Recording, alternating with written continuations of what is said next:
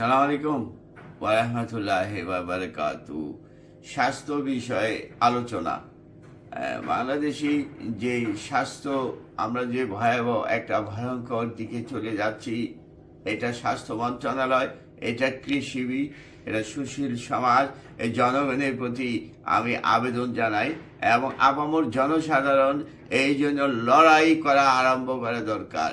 যেমন 24-এর লড়াইয়ে এদেশে স্বাধীন হলো, এখন আরেকটা লড়াই হব আমাদের বাঁচতে, আপনাদের বাঁচতে। সেটা কি করতে হবে?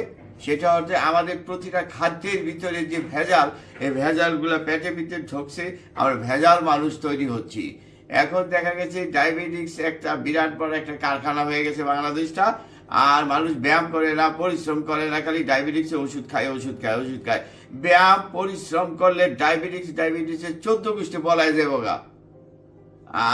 আর আপনি ভেজাল খাবার না খাইলে আমাদের বাংলাদেশের যে খাদ্য দ্রব্যগুলো তৈরি হয়, সেগুলোর প্রতি কতটুকু চিনি ব্যবহার করা হয়, ঘন চিনি না আসল চিনি না ভেজাল চিনি, এটা জনগণ এবং স্বাস্থ্য মন্ত্রণালয় এবং সুশীল সমাজের কাছে আমার প্রশ্ন। কারণ এদেশে যে মাছের যে খাবার খাওয়া হয়, যে দেশে খামারের যত খাবার খাওয়া হয়, এগুলো না 100% ভেজাল, হরমোন এবং এগুলো বিষাক্ত। এগুলো আমরা খাই।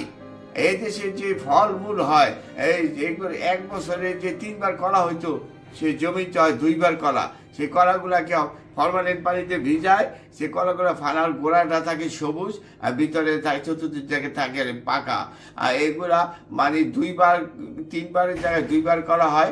অর্ধ পাকা থাকা অবস্থায় কলাগুলো কাটা হয়, আর তার জন্য কলা চোকলাগুলা থাকে মোটা, স্বাদ কম, অস্বাস্থ্যকর, এগুলো আমরা খাই।